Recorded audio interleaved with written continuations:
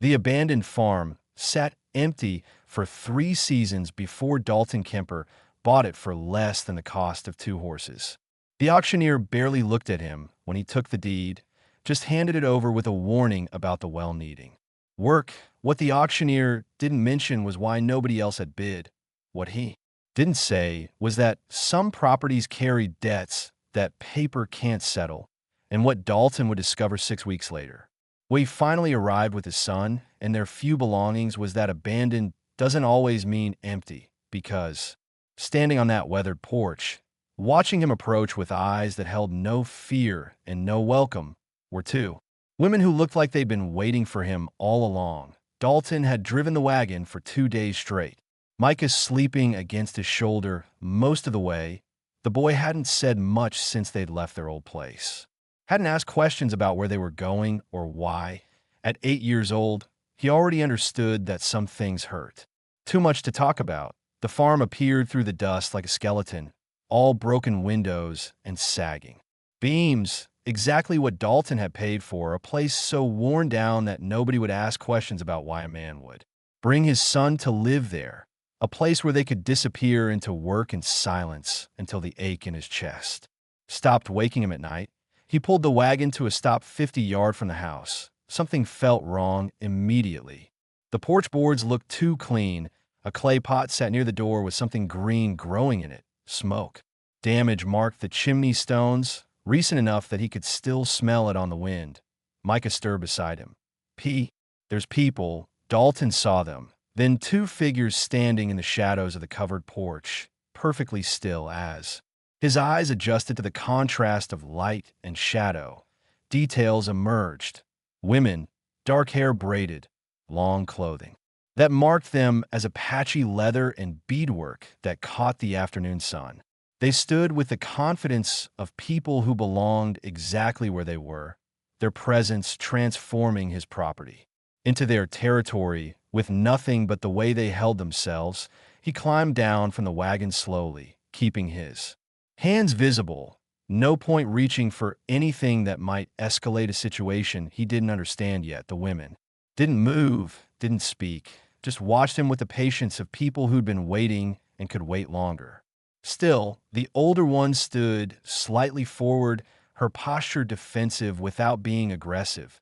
Everything about her position said she was protecting something. The younger one beside her had one hand resting against the door, framed like she needed the support. Dalton stopped at the base of the porch steps. Up close, he could see how young they were, though the older one's eyes held the kind of age that had nothing to do with years. Her jaw was set in a way that said she'd made decisions and wouldn't unmake them for his convenience. "This is my property," he said, keeping his voice level. Not a threat, just a fact that needed stating. The older woman's expression didn't change. When she spoke, her voice carried the same steadiness as did we. No, those 2 words contained entire conversations. They knew it was his property. They knew he'd bought it. They knew he'd come eventually, and they were still standing there. Dalton felt Micah shift in the wagon behind him, probably trying to see better. He needed to handle this carefully, needed to understand what he was dealing with before he made it worse. "How long have you been here?" "Long enough," the woman said behind her. The younger one coughed, a wet sound that she tried to muffle against her shoulder. The older woman's hand moved fractionally toward her, then stopped like she caught herself showing concern in front of stranger. "I don't know what arrangement you had with whoever was here before," Dalton said, "but I bought this place legal, got the papers to prove it. We're not questioning your papers. Then you understand you need to leave." The silence that followed felt like standing at the edge of something deep. The older woman's eyes never left his, and he saw something in them that made his chest tighten with recognition. It was the same look he'd seen in his own reflection for months now. The look of someone who'd lost things that couldn't be replaced and had stopped expecting mercy from the world. "We can't do that," she finally said. "Not won't. Can't." The difference mattered. Dalton opened his mouth to argue, to insist, to do whatever it took to reclaim what was legally his. But the younger woman coughed again, harder this time, and he saw her knees buckle slightly before she caught herself. The older woman moved then, just a shift of weight that put her more fully between Dalton and her companion. In that movement, he understood they weren't squatters looking for an easy place to camp. They were here because leaving meant something worse than facing down a rancher with legal claim to the land beneath their feet. "My son's in the wagon," Dalton said, changing tactics. "He's 8 years old. I brought him here to build something, to have a place that's ours. You're asking me to choose between his future and your—" He trailed off, not knowing how to finish. "We're not asking you for anything," the older woman said. "We're just telling you how things are." Micah called from the wagon, his voice small. "Fa, what's happening?" Dalton didn't turn around. Couldn't take his eyes off the two women who'd turned his fresh start into an impossible situation with nothing but their presence and their refusal to bend. The younger one swayed again, and this time he saw the older one's hand shoot out to steady her, saw the flash of real fear cross her face before she locked it down. Whatever was wrong with the younger woman, it was serious enough that moving her might be worse than staying. And that meant Dalton Kemper, who'd bought this land to escape complications, had just driven straight into one that had no easy answer. The sun hung halfway down the sky, and nobody moved, and somewhere in the distance a hawk screamed. The four of them frozen in that moment, two women who wouldn't leave, and one man who couldn't make them, with a boy watching it all and waiting to see what kind of father he had. The older woman spoke again, and her voice carried something that might have been regret. "You should have asked why nobody else wanted this place." Dalton felt the weight of those words settle in his chest. The way she said it, flat and certain, made him understand this wasn't a threat. It was a warning about something that had already happened, something he'd walked into without knowing. "Then tell me," he said. "Tell me why." The older woman studied him for a long moment, like she was deciding how much truth a stranger could handle. Behind her, the younger one had gone pale, gripping the doorframe with white knuckles, sweat beaded on her forehead despite the cooling afternoon air. "The man who lived here before," the woman finally said. "He was good to us when we had nowhere else to go. He let us stay, didn't ask questions, didn't demand anything, just said the land was big enough for everyone who needed it." "And where is he now?" "Dead 2 months back." The word landed heavy between them. Dalton watched her face, looking for deception, but found only the same exhausted truth he'd been living with. Death left marks on people, made them recognize each other across impossible distances. "I am sorry for your loss," he said, meaning it, "but that doesn't change the situation. I have a son who needs a home. You have to understand my position. We understand it fine. Doesn't change ours either." Micah climbed down from the wagon, his small boots hitting the dirt with soft thuds. Dalton put out a hand to stop him, but the boy was already moving forward, curiosity overriding fear the way it did at that age. He stopped beside his father, staring up at the two women with wide eyes. "Why are they dressed like that?" Micah asked, not whispering despite Dalton's hope that he would hush now. Dalton said, but the older woman's expression had shifted slightly, something almost like amusement touching the corners of her mouth. "We're Apache," she said directly to Micah, "and we dress like this because it's who we are." Micah nodded like that made perfect sense. "I'm Micah. That's my pa. We came to fix up the farm." "I know." Her eyes moved back to Dalton. "Your pa bought it at auction. Paid next to nothing because nobody wanted it. Why not?" Micah asked before Dalton could. The woman hesitated, then gestured vaguely toward the hills beyond the property. "People around here have long memories. This land has history they'd rather forget." Dalton felt frustration building. Everything she said raised more questions than it answered. "You're speaking in circles. Either tell me straight what's going on or get off my property." The younger woman made a sound, then something between a gasp and a sob. Her legs gave out completely, and she collapsed against the door frame before sliding down to sit on the porch boards. The older woman was beside her instantly, hands on her shoulders, murmuring something too quiet to hear. Dalton moved forward instinctively, reaching the porch steps. Before he realized what he was doing, up close, He could see the fever sheen on the younger woman's skin, could hear the rattle in her breathing. This wasn't minor illness. This was something serious, something that needed attention. She needs a doctor, he said. The older woman's head snapped up, eyes blazing. You think we don't know that? You think we're here because we want to be? Then why are you? Why not take her to town? To someone who can help because they won't help us? Because the moment we show our faces in that town, they'll run us off or worse. Her voice cracked slightly, the first real emotion breaking through because she can't travel right now, and moving her might finish what the fever started. The truth of it hit Dalton like a physical blow. They weren't squatters refusing to leave out of spite or stubbornness. They were trapped, caught between a dying woman and a world that wanted no part of them. And he'd just become part of that trap, whether he wanted to be or not. Micah tugged on his sleeve. Pa, she looks really sick. I know, son. Shouldn't we help her? The question hung in the air, simple and impossible. Should they? Could they? What would helping mean? What would it cost? And what kind of man was he if he turned his back on two women in desperate circumstances?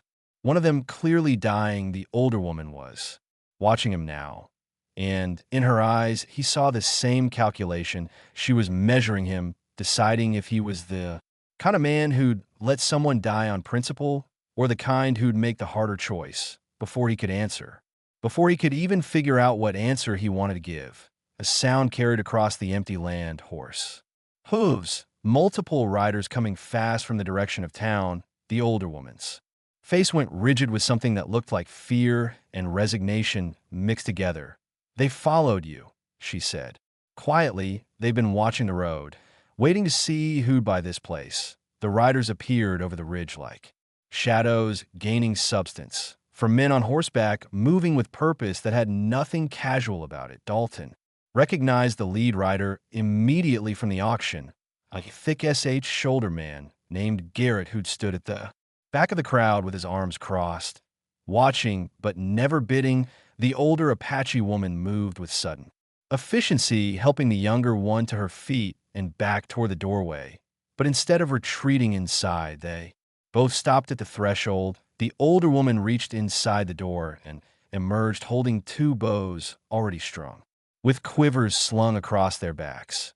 She handed one to her companion, who took it despite her visible weakness. Don't, Dalton said sharply, but they were already positioning themselves backs to the house wall. Arrows knocked, but not yet drawn. The message was clear without words. They wouldn't run and they wouldn't go quietly. Micah pressed against Dalton's side, and he put a hand on the boy's shoulder, keeping him close. This was escalating faster than he could control, spinning into something that had nothing to do with property rights and everything to do with old hatreds. He'd walked into the middle of. The rider slowed as they approached, fanning out in a loose line. Garrett dismounted with the careful movements of a man who decided what needed doing and meant to see it through. The other three stayed mounted, hands resting on their hips in positions that could reach weapons fast if needed. Here, Garrett said, nodding once to Dalton. His eyes moved to the two women on the porch, and his expression hardened. See, you've found the problem with your purchase. I found two women on property I own. Dalton said carefully, nothing that concerns anyone else. It concerns all of us when there's Apache this close to town. Garrett's voice carried the kind of certainty that came from never being questioned. We've been keeping watch on this place since old Thomas died. Figure whoever bought it cheap would need to know what they were getting. The older Apache woman's grip tightened on her bow, but she didn't raise it yet. The tension in her arm said she was ready, that she'd done this before, that she knew exactly how fast she could draw and loose an arrow if she needed to. Her name is Nanny, the younger woman said suddenly, her voice rough but steady. I'm Kiona. We're not problems, we're people. Garrett barely glanced at her. You're trespasser and we've been patient long enough. He looked back at Dalton. We let Thomas keep his arrangement because he was one of us, but you just got here. You don't owe these two anything. Tell them to move on, and we'll help you clear them out if needed. Dalton felt the moment crystallizing, becoming the kind of decision that defined things. Behind him, Micah was holding his breath on the porch. Nalani and Kona stood with their bows ready, their faces showing nothing but the readiness to fight if fighting was what came next. And Garrett stood waiting for an answer that would mark Dalton as either reasonable or trouble. The smart choice was obvious. He just bought this land, needed these men's goodwill to survive out here, had a son who needed safety and stability. Siding with two Apache women he'd met 20 minutes ago made no sense by any practical measure, but he kept seeing Kiona's legs giving out, kept hearing that rattle in her breathing, kept thinking about how many times he needed help in the past year and how few people had offered it. "They're sick," he said. "The younger one needs rest, needs time to recover. When she's well enough to travel, they'll go. Until then, they stay there." Words came out easier than he'd expected, and the silence that followed them felt like standing on the edge of a cliff. Garrett's expression didn't change, but something in his posture shifted, became harder. "That's your final word." "It is." Garrett nodded slowly, then turned to remount his horse. The other riders followed suit, and for a moment, Dalton thought it would end there, that they'd simply leave. But Garrett paused with his hand on the saddle horn. Looking back one more time, Thomas thought the same way. "You do." Figured he could make his own rules out here, that being decent meant more than being smart. He swung up into the saddle. "You might want to ask those two women why Thomas is dead. Might change your mind about who deserves your protection." The four riders turned and headed back toward town, and Dalton was left standing in his yard with more questions than answers, with two armed women on his porch and a son looking up at him with confusion written clear on his young face. Nanny slowly lowered her bow, but she didn't unstring it. Her eyes met Dalton's across the distance, and what he saw there was complicated gratitude maybe, but also warning. Like she knew he'd just made an enemy and wanted him to understand what that would cost. The dust from the riders' departure had barely settled when Kiona collapsed completely. This time, she didn't catch herself, just folded forward like a puppet with cut strings. Nanny caught her before she hit the porch boards, lowering her down with practiced care that spoke of many similar moments. Dalton moved without thinking, taking the steps two at a time. Up close, the fever was worse than he'd realized. Kiona's skin burned hot enough to feel from inches away, and her breathing came in shallow gasps that barely moved her chest. "How long has she been like this?" he asked. "5 days, getting worse." Nanny's voice was steady, but her hands shook as she brushed sweat, soaked hair from Kiona's forehead. "The fever comes and goes. When it spikes like this, she can't stand." Micah had followed his father onto the porch, standing at a careful distance. His eyes were wide, not with fear, but with the intense, focused children got when witnessing something important. "Is she going to die?" The question hung there, too honest to ignore. Nalani looked at the boy for a long moment, then back at Dalton. "Not if I can help it, but I don't have what I need. The herbs that grow around here, they're not the right ones." Dalton crouched down beside them, studying Kiona's face. She'd passed out completely, her features slack in a way that looked wrong on someone so young.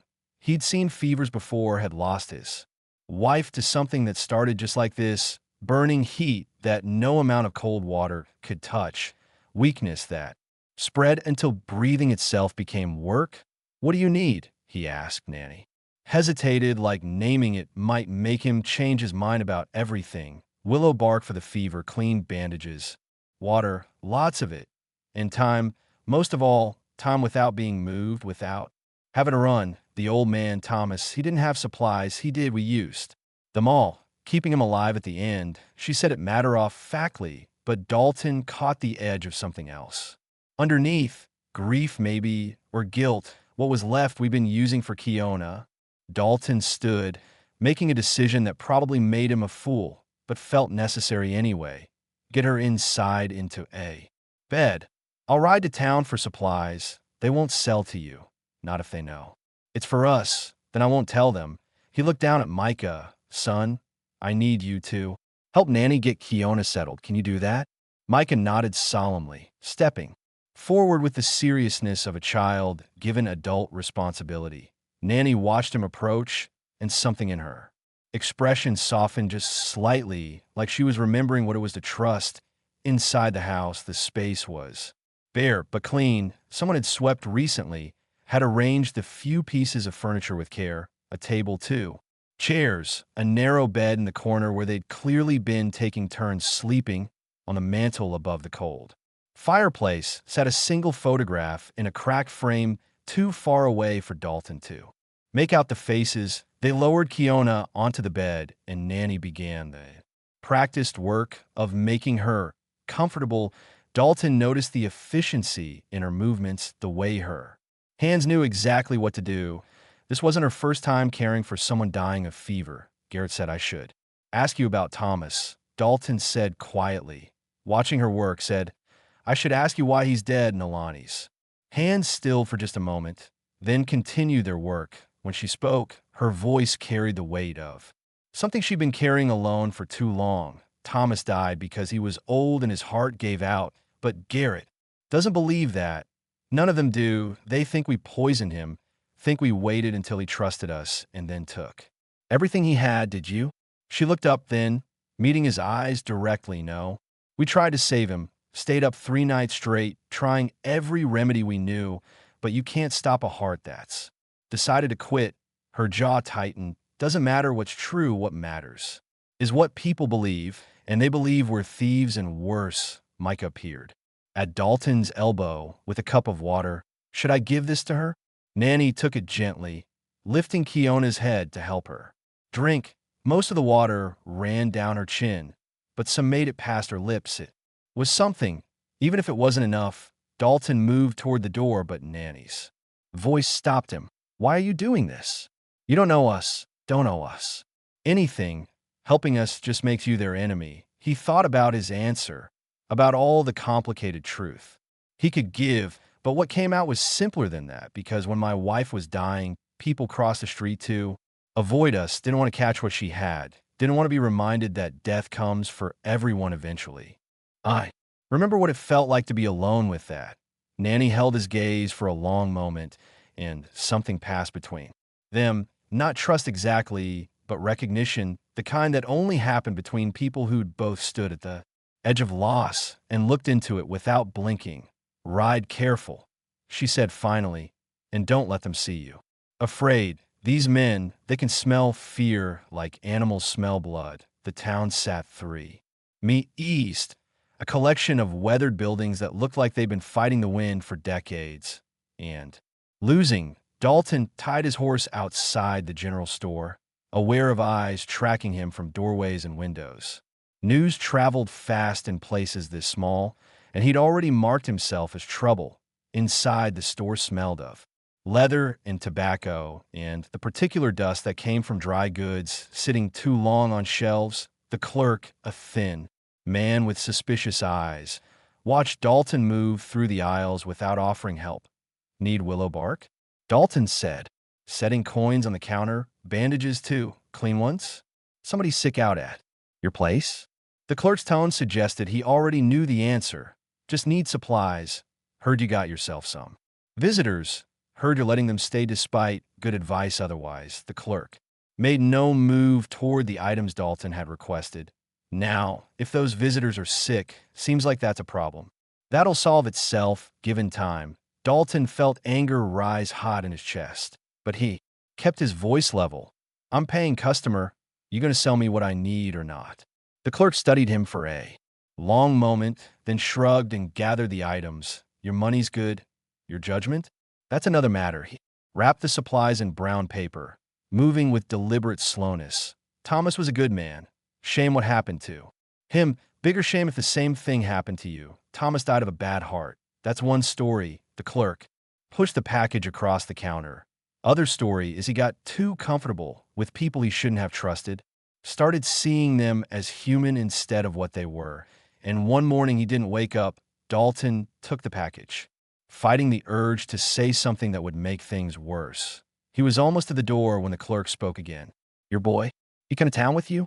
The question stopped Dalton cold. There was something in it, Something that made every protective instinct flare. What about my boy? Nothing, just thinking about him out there with those women, thinking about what kind of father puts his son in that situation. The clerk smiled, showing yellow teeth. Children are precious things. Be ashamed if something happened to him. Dalton was across the room before he decided to move, hand-fisted in the clerk's shirt, pulling him half over the counter. You threatened my son again. We're going to have a different kind of conversation. The clerk's eyes went wide, but he didn't try to pull away. Wasn't threatening, just observing. But you might want to think about who you're making enemies of out here. Might want to think about what happens to people who don't fit in. Dalton released him and left, the package under his arm and rage burning in his throat. The ride back felt longer than the ride out, every shadow seeming to hide watchers, but he made it to the farm without incident, finding Micah sitting on the porch steps, whittling a stick with the small knife Dalton had given him last winter. How is she? Dalton asked, still sleeping. Nalani got her to drink some water. Micah looked up at his father, and his next words came carefully like he'd been practicing them. Are those men going to hurt us? The question deserved an honest answer, but Dalton didn't know what honest looked like. Anymore, I don't know, son, but I'll do everything I can to keep you safe. Why? Do they hate those women so much? Because people are afraid of what's different, and fear makes them mean. Micah considered this, then went back to his whittling. I like them. Nalani showed me how to braid rope while you were gone. And Kiona, before she got too sick, she smiled at me inside. Dalton found Nalani sitting beside the bed, a bowl of cool water in her lap and a cloth in her hand. She looked up when he entered, and the relief in her eyes was unmistakable, like she'd half expected him not to come back. Got what you needed, he said, handing her the package. She unwrapped it quickly, her hands moving with purpose. The willow bark went into a cup with hot water from the kettle that steamed on the small stove. While it steeped, she began changing the cloth on Kiona's forehead, her movements gentle despite their efficiency. Thank you, she said without looking at him, like the words were hard to speak, but necessary. The clerk knows you're here. Probably everyone knows by now. They've always known, they just didn't care as long as we stayed quiet and out of sight. She wrung out the cloth, watching water drip back into the bowl. Thomas understood that. He said some battles you win by not fighting them. What happened to him? Really? Nalani was quiet for so long that Dalton thought she wouldn't answer. Then he was teaching Kiona to read. Said she was smart. Said she deserved to know more than just how to survive. One morning he was sitting in his chair by the window with a book open on his lap. He looked peaceful, like he just decided to stop. And you think people believe you had something to do with it? I know they do, because the day after he died, 3 men came out here and searched the house, looking for evidence. They said, looking for poison, for anything they could use to prove what they wanted to believe. She finally looked at him. They didn't find anything because there was nothing to find, but that didn't change their minds. Outside, the sun was dropping toward the horizon, and Dalton realized he'd been awake since before dawn. Exhaustion pulled at him, but there was work to do. A farm didn't run itself, and he had a son to feed and 2 women who needed care. I'll set up the wagon outside, he said. Micah and I can sleep there tonight. Give you to the house. You don't have to do that. Yes, he said, meeting her eyes. I do. 3 days passed before Kiona's fever broke. Dalton watched it happen from the doorway, saw the moment her skin stopped burning and her breathing evened out into something that looked like actual sleep instead of the half-death she'd been trapped in. Nalani sat beside the bed with her head bowed, shoulders shaking with relief she'd been holding back for days. In those 3 days, the farm had settled into an uneasy routine. Dalton worked the land with Micah at his side, teaching his son how to check fence posts and clear irrigation ditches. The boy took to it with the adaptability of children, asking questions about everything and remembering the answers. Inside the house, Nanny tended Kiona with the dedication of someone who'd already lost too much to lose anything more. They spoke little, Dalton and Nanny, but words weren't always necessary. He'd leave food on the porch each morning, and she'd leave the empty dishes cleaned. By evening, he'd chop wood without being asked, And she'd hang laundry on a line she'd strung between two posts, too. Separate lives, sharing the same space. Held together by circumstance, and a sick woman neither of them could abandon. On the fourth morning, Dalton found Nalani sitting on the porch steps, drinking coffee from a chipped mug. She looked exhausted, but lighter somehow, like a weight had lifted. "She's better," Nalani said before he could ask. "Not well, but better. The fever's gone." Dalton sat down beside her, leaving a respectful distance between them. The sun was just clearing the horizon, painting everything in shades of gold. That made the broken-down farm look almost beautiful. "That's good news." It is. She was quiet for a moment then. "Thank you for the medicine, for letting us stay, for all of it. You already thanked me, I know, but I needed to say it again." She turned the mug in her hands, studying it like it held answers. "Thomas used to sit here every morning, said this was the best part of the day, when the world was still quiet and hadn't decided what kind of trouble it wanted to make yet." "How long were you with him?" 8 months. We were passing through, just meant to stay a night, but Thomas saw Kiona trying to read a sign in town and offered to teach her properly." Nalani smiled slightly, the first real smile Dalton had seen from her. He said ignorance was the only crime that couldn't be forgiven because it was the only one you inflicted on yourself. "Sounds like a good man." "He was better than most." The smile faded. "That's why they hated him at the end, because he chose us over them. Chose teaching Kiona over keeping quiet and fitting in. They never forgave him for that." Dalton wanted to ask more, but Micah appeared around the corner of the house carrying a bucket of water from the well. The boy had gotten stronger in just these few days, his movements more confident. He waved when he saw them, and Nanny waved back. "Your son is a good boy," she said. "You're raising him right, trying to not always sure I know what that means anymore. It means teaching him to see people instead of categories. It means showing him that doing the right thing matters more than doing the easy thing." She stood, brushing dust from her clothes. "He's learning that from you whether you realize it or not." That afternoon, Dalton was repairing the corral fence when he noticed dust rising on the horizon, not the heavy cloud that came from multiple riders, just a single horse moving at an easy pace. He kept working, but his attention stayed on the approaching figure. The rider was a woman older than Nanny, with gray streaking through dark hair, pulled back in a severe bun. She rode well, comfortable in the saddle in a way that spoke of years spent traveling. When she got close enough, Dalton recognized her as the woman who ran the boarding house in town. Though he'd never spoken to her directly, she reined in at the edge of the property. "Not dismounting your Kier?" "I am. I'm Ruth Carson, came to talk if you got a minute." Dalton set down his hammer, wiping sweat from his forehead. What about those two women you've got living here? About what you're doing and why you might want to reconsider." Ruth's voice wasn't hostile, just matter of fact. "Mind if I speak plain?" "Rather. You did. Thomas was my brother, younger by 3 years, and I need you to understand something about what happened here." She shifted in her saddle, and Dalton saw grief written in the lines of her face. "He didn't die of a bad heart. He died of a broken one." The words hung between them, and Dalton felt something cold settle in his stomach. "What do you mean?" "I mean those 2 women he took in. They changed him, made him think he could stand against the whole town, could make his own rules about who belonged and who didn't." Ruth's voice cracked slightly, and when the pressure got too much, when he realized he'd made himself an outcast for people who'd just move on when he was gone, his heart gave up. That's what killed him, the knowing that he'd sacrificed everything for nothing. Nalani had appeared on the porch, standing with her arms crossed. She'd heard everything. Ruth saw her and nodded once, acknowledging her presence, without warmth. "They tell you they were just passing through?" Ruth asked Dalton. "They tell you they meant to leave?" "They told me Thomas offered to teach Kona to read. He did, and they stayed and stayed. And every day he got more isolated, more cut off, until the only people he had left were the ones who destroyed his reputation." Ruth gathered her reins.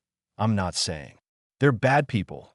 I'm saying they're dangerous because they make good men do foolish things, and I'd hate to see you follow my brother into the ground." Ruth rode away, and Dalton stood in the yard feeling like he'd been hit, not because of what she'd said, but because of the way she'd said it, like someone who genuinely cared and genuinely believed.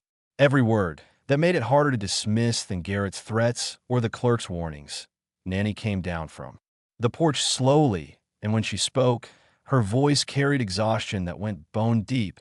She's not wrong about what part? All of it.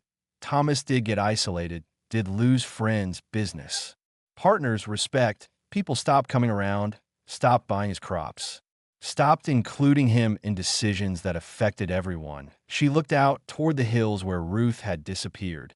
And we did stay longer than we meant to because he asked us to, because he said having people to teach made him feel useful again. Dalton studied her face looking for deception, but found only the same worn-down truth he'd been carrying. Did it break his heart? Choosing you over the town? I don't know, maybe Nanny. Met his eyes, but I know he made that choice himself. Nobody forced him, and the morning he died, he was smiling, had Keona's reader open on his lap, had marked a page he wanted to show her. That's not what a broken heart looks like. Ruth thinks you're the reason he's dead. Ruth thinks we're the reason her brother became someone she didn't recognize. That's different. Nalani wrapped her arms around herself despite the heat, but it amounts to the same thing. We're poison to them even when we're trying to heal. Micah appeared then, running from the house with excitement written across his face. Pa. Keona's awake, really awake this time, and she's talking inside. Keona sat propped against the wall, pale and weak, but unmistakably present in a way she hadn't been since they'd arrived. She smiled when she saw Dalton, and it transformed her face into something young and hopeful. Thank you, she said, her voice rough from disuse. Nanny told me what you did, the medicine letting us stay, all of it just did what needed doing. Most people wouldn't have. Most people would have done exactly what that man said and cleared us out. She coughed, wincing. Thomas used to say the measure of a man wasn't what he did when people were watching. It was what he did when nobody would ever know but him. Dalton felt something tight in his chest.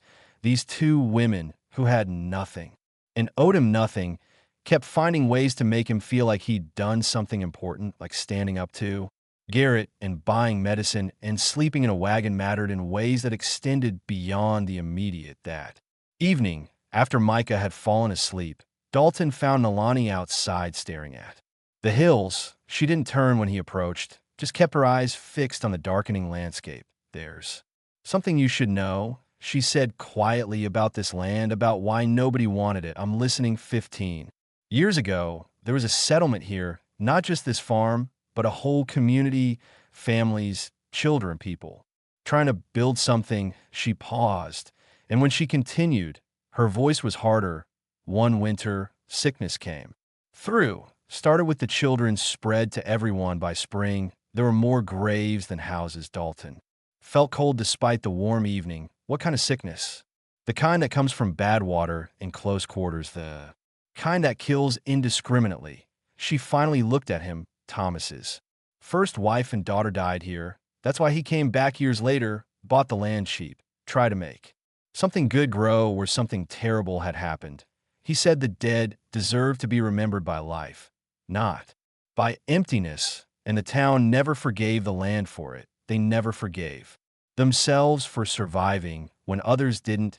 Easier to blame the ground than face that kind of guilt. Nalani turned back toward the house. Thomas knew what he was buying, knew the history, knew the weight of it, but he also knew that sometimes the places that have seen the worst are exactly where the best things need to happen. Before Dalton could respond, a sound carried across the night. Horses again, multiple this time, moving fast, but not from town, from the hills, from the direction opposite where any traveler should be coming from. Nanny tensed immediately, her whole body going alert. Get Micah, get him now. What is it? They're not from town, those horses are unshaw, running loose. She was already moving toward the house, and there's only one reason someone would approach at night from that direction. Dalton's heart hammered as he ran for the wagon where Micah slept. Behind him, he heard Nalani calling for Keona, heard the urgency in her voice that said, this was different. This was worse than Garrett and his threats. He reached Micah and scooped him up, the boy waking. Confused and frightened. What's happening? Before Dalton could answer, riders burst into view, 5 men on horseback, faces covered with cloth, torches held high. They circled the house once, twice, then stopped in a line facing the porch where Nalani now stood with her bow drawn and Kiona behind her, barely able to stand, but refusing to hide. The lead rider pulled down his mask, and Dalton recognized Garrett's voice even before he saw his face. Time's up, Kier. We gave you a chance to do this the easy way, now we do it our way. Dalton set Micah down behind the wagon, then stepped forward to stand between the riders and the house. His heart hammered, but his hand stayed steady. This was the moment that would define everything, the choice that would mark him as either a man who stood his ground or one who bent when pressed. "You're on my property," he said, loud enough to carry. "You need to leave." Garrett laughed, but there was no humor in it. "Your property, that's rich. You've been here, what, a week, and you think that gives you the right to harbor fugitives? They're not fugitives. They're women who need shelter, and I'm providing it." Dalton moved closer, closing the distance between them. Deliberately, and unless you've got legal papers saying otherwise, you're the ones breaking the law here.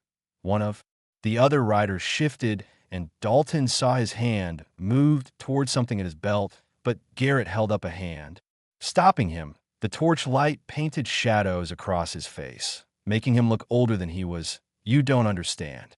We're protecting," Garrett said. "Thomas died for these two. Lost everything, and you're walking the same path, like it'll end different for you. Maybe it will. Maybe the difference is I'm choosing this with my eyes open." Dalton glanced back at Nanny, who still held her bow ready but hadn't drawn it. Thomas knew what mattered. He knew that being right meant more than being comfortable. Being right don't feed your son, don't keep you safe at night. Garrett's voice dropped lower. "We came here to give you one last chance. Send them away, and we forget this happened. Keep them, and you're on your own. No help from town, no trading, no nothing. You'll be as dead to us as Thomas was." The threat hung in the air, and Dalton felt its weight. Isolation meant hardship, meant struggling to survive, meant raising Micah in a world where they had no allies, but it also meant something else. It meant living with himself, meant teaching his son that courage wasn't just words. Behind him, Kiona spoke, her voice weak but determined. "We can go. We don't want to cause more trouble." Dalton didn't turn around. "No, you stay here. Think about what you're doing," Garrett said. And for the first time, there was something almost like pleading in his tone. "Don't throw everything away for people you barely know. I know enough." Dalton met Garrett's eyes across the flickering torchlight. "I know they try to save a man who mattered to them. I know they're here because everywhere else turned them away. And I know that Thomas died doing what he believed was right. That's more than most people manage." The silence stretched, broken only by the crackling of torches and the nervous shifting of horses. Then Garrett slowly lowered his torch, and something in his posture changed. Not defeat exactly, but acceptance of a reality he couldn't change. "You're a fool," he said quietly. "But you're a stubborn fool, and I can respect that even if I think you're wrong." He turned his horse. "Come on, we gave him his chance." The other riders followed, their torches disappearing into the darkness like falling stars. Dalton stood watching until he couldn't see them anymore, until the only sound was the wind moving through the grass, and his own heartbeat slowly returning to normal. Nanny lowered her bow, and when he turned, he saw tears streaming down her face, not from fear, but from something deeper, relief maybe, or gratitude, or the understanding that they just witnessed something rare, a man who chose difficult mercy over easy cruelty. Micah emerged from behind the wagon, running to his father and wrapping small arms around his waist. Dalton held him close, feeling the boy shake with leftover fear. "They're gone, son. We're safe. Are those ladies staying?" Micah asked, muffled against his father's chest. "Yes, they're staying." Over the following weeks, the farm slowly came to life. Dalton and Nalani worked side by side, repairing fences and clearing fields. Kiona grew stronger, helping where she could, and teaching Micah to read in the afternoons, continuing what Thomas had started. They became something unexpected, something that had no name but felt like family. Anyway, the town kept its word about isolation. No one came to trade, no one offered help, but they managed 3 adults and 1 boy, making something grow in soil that had only known death. And on quiet mornings, when the sun first touched the horizon, Dalton thought he understood what Thomas had been trying to do, not just giving shelter to those who needed it, but proving that the land could hold life again, that the dead could be honored through the living. Sometimes Ruth rode out to visit, sitting on the porch to talk about her brother. She never apologized for warning Dalton, but she stopped treating Nalani and Kiona like enemies. Progress came slowly in the territory, but it came the abandoned farm that no one wanted to become a home that 4 people built together, one day at a time, proving that sometimes the best families were the ones you chose when the world said you shouldn't. If you enjoyed this story, click the video on your screen now to watch another unforgettable tale from the frontier where courage and compassion reshaped destinies in unexpected ways. Don't forget to subscribe and consider a super chat too. Help us keep bringing you more stories like these. Your support means everything to us.